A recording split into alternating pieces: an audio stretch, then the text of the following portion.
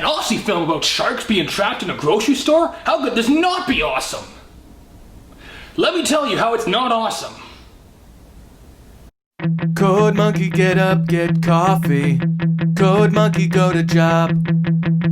Code monkey have boring meeting with boring manager Rob. Rob say code monkey very diligent, but his output stink. His code not functional or elegant. What do code monkey think?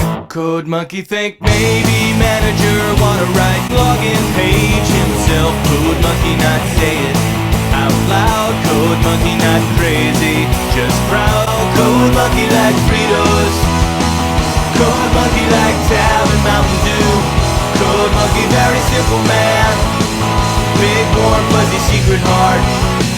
Code monkey like you.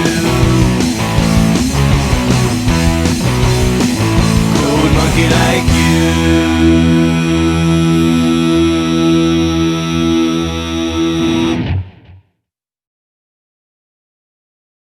G'day, Dino Mates. I'll be your host, the Media Raptor, and I can't do an Australian accent. Sorry, I'm not even gonna try.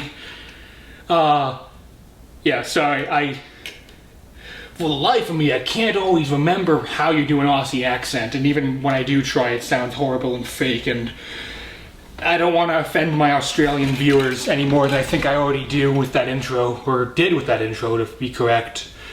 Sorry about that.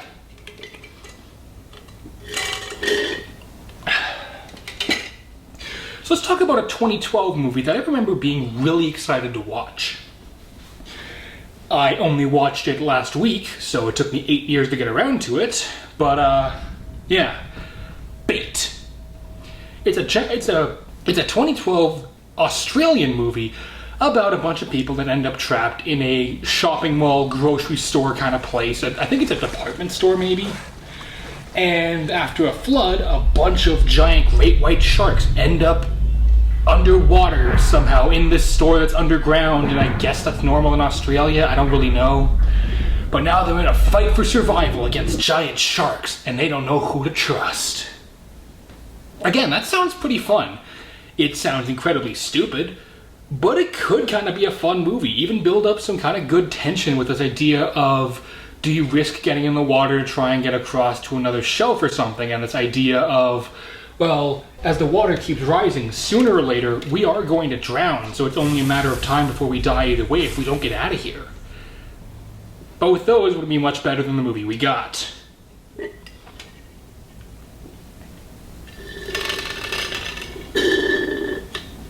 Now, don't get me wrong.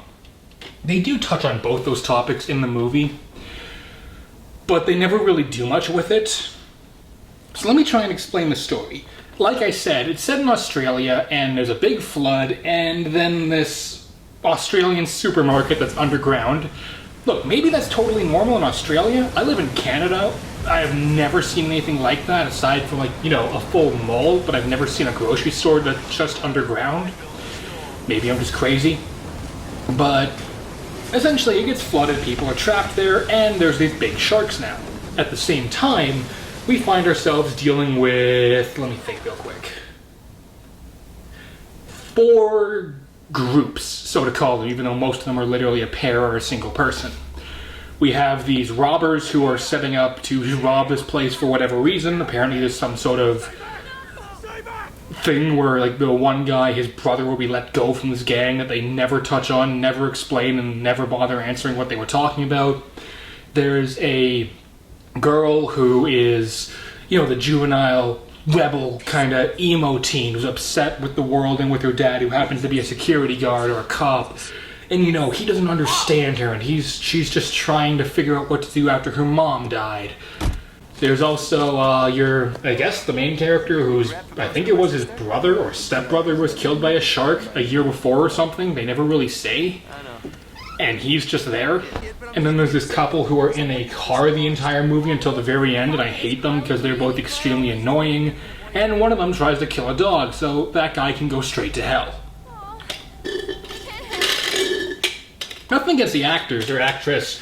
It's just, look, when you try and kill a dog, or when you kill a dog, I'm sorry, but if it's in a movie, I'm hoping you get killed in said movie. I do not like when dogs die in movies, especially after... Never mind.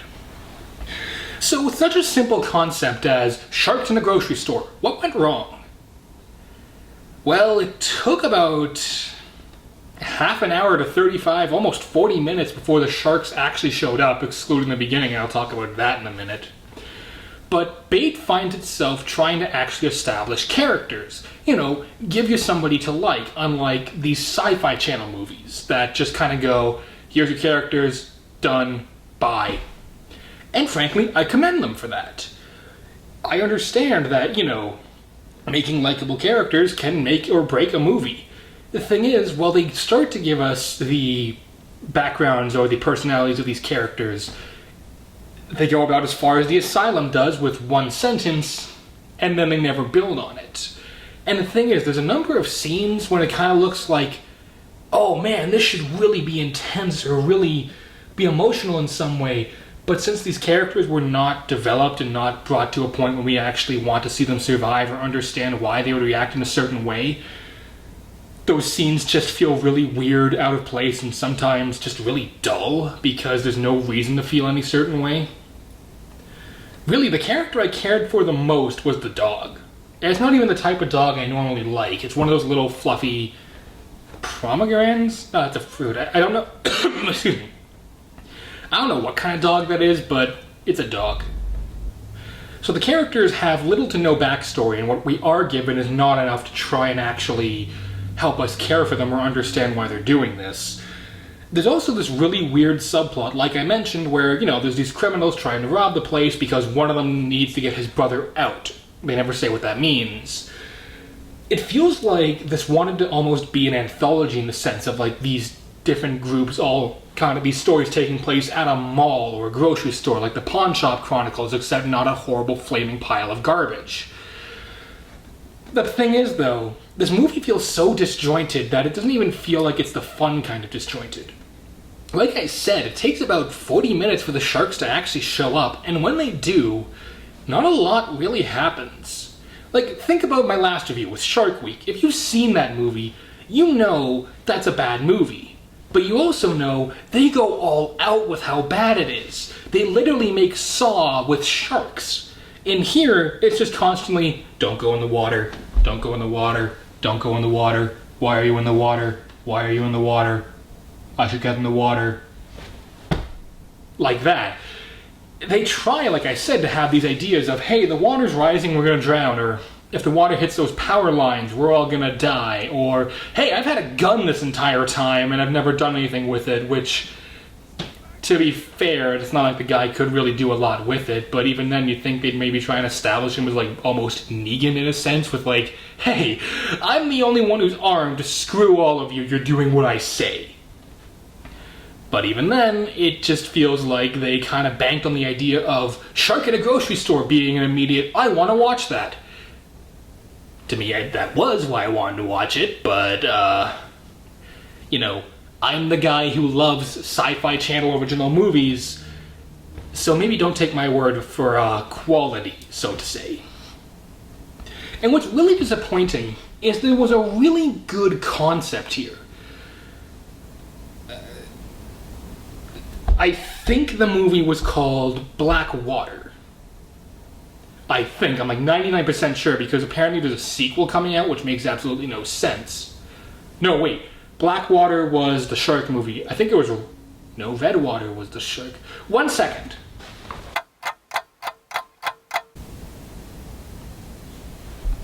Yeah, I was right. It's Black Water. I have this DVD with like Anaconda, Black Water... Red Water or something, I forgot what the other one's called, and She Creature. Black Water was a surprisingly decent movie for the most part about a bunch of people trapped in the middle of a northern Australian, well, swamp actually of all places, being hunted by crocodiles, and this really paranoid sense of what do we do because we're not safe on land, we're not safe in the water, so we have to stick to the trees, but as we go, there's less and less of them, and eventually we would starve to death, and how do we survive? It was good. It wasn't, you know, fantastic or anything, but it was at least entertaining, and for some reason 13 years later they're making a sequel. No, seriously. They're making a sequel 13 years after the original. I don't know why. It's not even like the first one. It's like a massive cult classic or something. Maybe it is. I don't know. I don't know that much about crocodile movies aside from Dino Croc versus Super Gator. My point being, there was really good concept to kind of have this tense survival film. Or go all the way with it and kind of be like, hey, how campy and almost Home Alone can we make this? Because if you're in like a grocery store, like a convenience store, not a convenience store, like a mall, like a Walmart kind of place, think about all the things in a Walmart you could use. Blenders, knives, baseball bats, bikes, guns if you're in America, chainsaws in some places. Like, there's so much. You could have made this kind of crazy, campy, over-the-top fight for survival against giant shark movie, but instead they try and make it a character-driven movie with, you know, heroic sacrifices and emotional beats that never hit their mark because you have no reason to care. To the film's credit, the acting is pretty good. None of these actors are phenomenal. None of them are knocking it out of the park. But they are, for the most part, turning in pretty good performances. Most part. There are some lines that, wow, really should have been given, you know, another take. And I'm saying that having compared them to my old reviews, my old reaction end reviews, when I was kind of like, oh wow, guys, you have any idea what this is? This is kind of cool. Like, they're not emoting, they're not acting, it feels like they're just reading off of a cue card, which is very bizarre considering that the next line they say, or the next line said by somebody, is decently acted. There also was something about the main female character, the Tina, the edgelord rebellion kind of girl, that it made me go, where do I know you from? Dang it, I know you and this is going to bug me now. So I went on to IMDb, and I want you all to do me a favor. After this video is done, like and subscribe. Ha, thank you. But go to my channel, go to my playlists, and find the Media Raptor Reviews Season 2, I believe.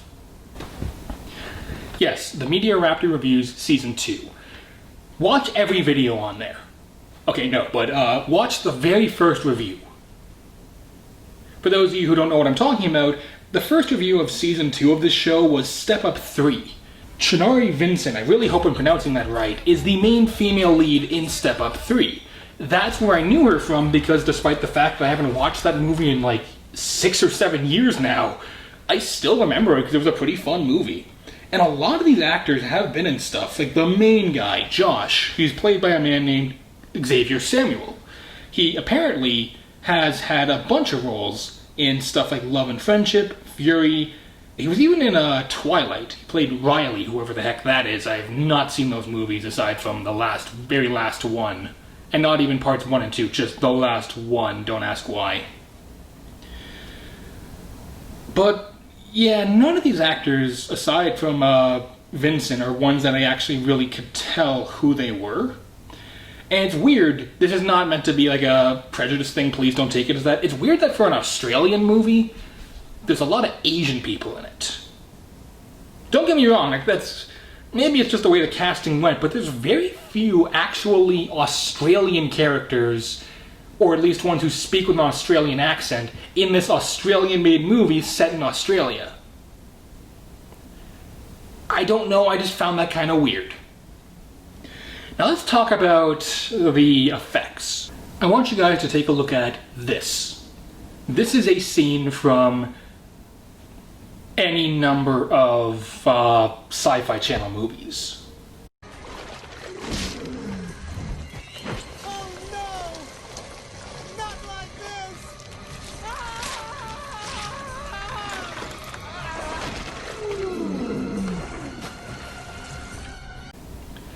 And this is a clip from Sharknado.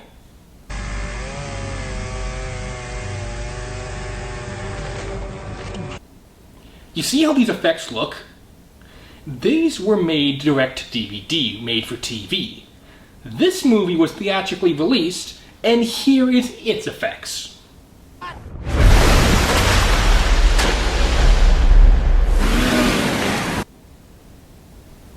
Are you kidding me?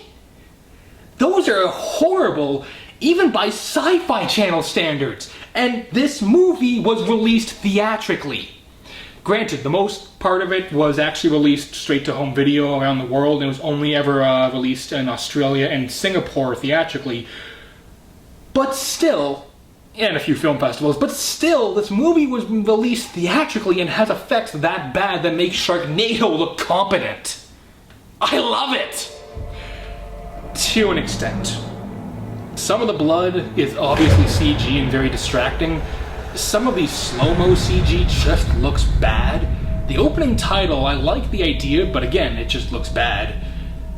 And the sharks, when they're CG, are fun. You know what? I won't lie, I had fun watching them because they look so unbelievably fake. If you like bad movies, if you like bad shark movies, I'd say this movie's worth watching just for the little bits of the very bad shark effects at the beginning, middle, and end alone. But I gotta say, it's nothing special. It's competently shot. The editing is pretty good. Unlike a lot of Sci-Fi Channel movies, it actually has good audio mixing, which I can commend, considering I've been taking classes on audio production. You have no idea how hard that can be, especially when you're filming around water. Like, dealing with water background noises can be one of the most painstaking, nightmare-inducing things for any editor to deal with. Especially when you're making a movie. But they did a pretty good job. But, the music, nothing special. The camera work is competent, like I said, but nothing too special. The effects that aren't CG are competent, they're passable. There is some nice gore in this movie, despite the disappointingly low body count and lack of, creative kills. Especially when they're in, like, a grocery store that has a whole butcher section. Like, they start building up this idea of, hey, let's get those giant meat hooks and use it to kill the shark. Like, yes, that would be awesome! But they didn't go all the way with it like I was hoping. So at the end of the day, I can recommend Bait, but it's not good. Bait is certainly no master. The one thing that mastered Bait, well, was that joke. I'd like to point out that I actually waited this long to make that joke, and I do not regret it. It's the one thing that Bait was a master at. But there was some masterful baiting in this movie when it came to, well, like I said, the camera work and the audio mixing and the CG being bad enough to be fun. Bait was masterful of it. Okay, I'll stop now. My point being, if you like bad shark movies, throw it on. It's not one I really think I'll ever come back and watch over and over, which is too bad because it was such a good concept. And there was actually a sequel planned, but it got canceled due to some reasons that are completely understandable. And I actually do respect them for going ahead and saying, yeah, you know what, let's not go there. But I'd like to see this movie redone. Not like remade with the same story, but this concept used again. Maybe in like a sporting goods store, or maybe shopping mall with sharks this time. I don't know, I feel like there's a cool concept there. Somebody run with it. Or Asylum, hit me up, I want to make movies for you guys. At the end of the day, Bait gets 1.5 Raptor claws out of 4 for quality, 2 Raptor claws out of 4 for entertainment value, so really it gets 2 Raptor claws out of 4, leaning more towards 1.5 Raptor claws than, the full 2. Like I've said, it's disappointing how such an interesting and fun concept gets weighed down by boring characters and the fact that it takes way too long to actually get to the shark. And it feels like there's like 3 or 4 different movies all kind of thrown together here. It's easy to see why even shark fans don't often bring this one up. Honestly, if you're shopping for a good shark movie, try a different grocery store. Don't let this movie bait you. Okay, I'll stop with the puns now. That's all the time I got for this review, and yeah. So until next time, this has been the Media Raptor, as always saying keep cool, and I will see all you dino dudes around. Later.